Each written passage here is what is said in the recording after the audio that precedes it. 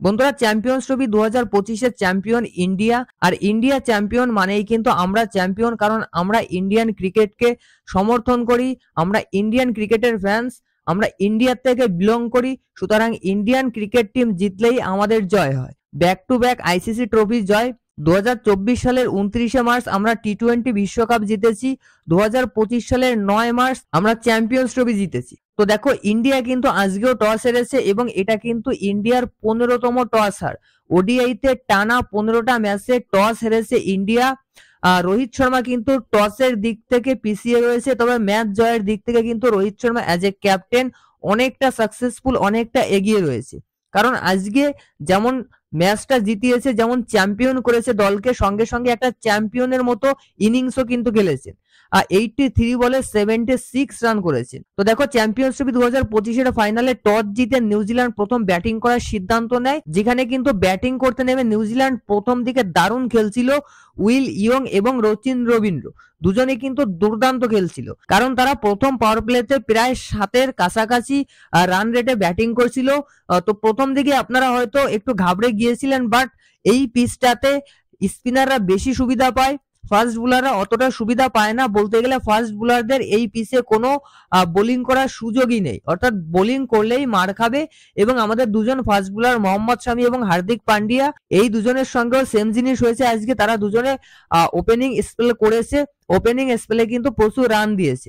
Even আপনি যদি নিউজিল্যান্ডের ফাস্ট বোলারদের দিকে দেখেন, তাহলে কিন্তু একমাত্র কেইল জেমিসন বাদে বাকি যে দুজন ফাস্ট বোলার বোলিং করেছে, উইলিয়াম ওরাউর্ক এবং নাথান স্মিথ, এরাও দুজন কিন্তু প্রচুর মার খেয়েছে। রোহিত শর্মা এবং শুভমান গিল কিন্তু ওপেনিং এ দারুণ খেলেছে এবং দারুণ ভাবে এই দুজন ফাস্ট বোলারকে কিন্তু মেরেছে। তো ফাস্ট বোলারদের এখানে কিছু করার নাই, স্পিনাররাই মেইনলি ম্যাচ জেতাবে। আগের ভিডিওতেই বলেছিলাম, চ্যাম্পিয়ন্স ট্রফিতে যদি ইন্ডিয়া চ্যাম্পিয়ন হয়, তবে চ্যাম্পিয়ন ট্রফিতে কিন্তু ভূমিকা থাকবে স্পিনারদের। আজকের ম্যাচেও সেই স্পিনাররাই মেইন ভূমিকা পালন করেছে, দারুণ সব বোলিং করেছে ইন্ডিয়ান স্পিনাররা। 4টে স্পিনার খেলিয়েছে। বরুণ চক্রবর্তী প্রথম উইকেট নিয়েছে উইল ইয়ং এর, তার সঙ্গে আরো একটা উইকেট নিয়েছে, অর্থাৎ বরুণ চক্রবর্তী 2টো উইকেট নিয়েছে। রচিন রবীন্দ্র যেখানে দুর্দান্ত খেলছিল 37 রানে, কিন্তু রচিন রবীন্দ্রকে কুলদীপ যাদব একটা দুর্দান্ত বলে আউট করেছে, মানে আনপ্লেয়েবল বল ছিল, ওই বলটা বোল্ড আউট হয়েছে।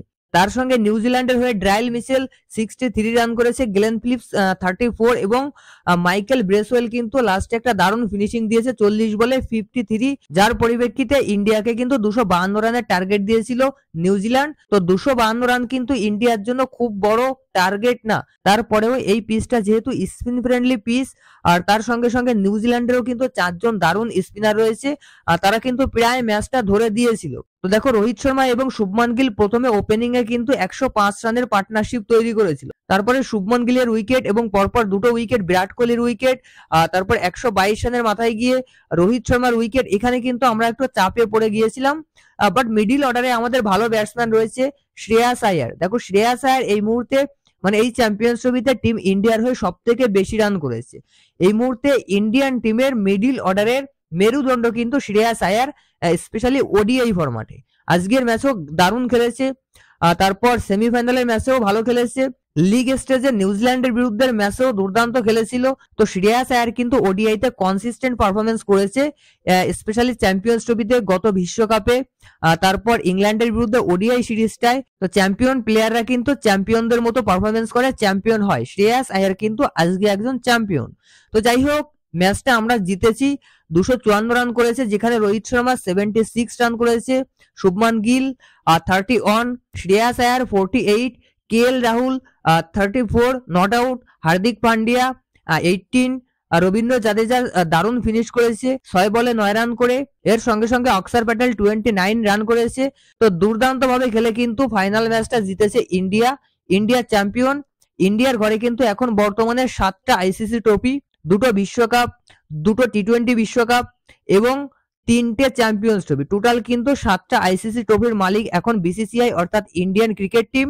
আর তার সঙ্গে সঙ্গে কিন্তু রোহিত শর্মা এবং বিরাট কোহলি দুজনের নামেই কিন্তু 4টে করে আইসিসি ট্রফি যুক্ত হয়েছে। তো যাই হোক, পাকিস্তান চ্যাম্পিয়ন্স ট্রফি হোস্ট করেছে, ইন্ডিয়া চ্যাম্পিয়ন হয়েছে, এটা কিন্তু আমাদের ইন্ডিয়ানদের জন্য একটা গর্বের বিষয়।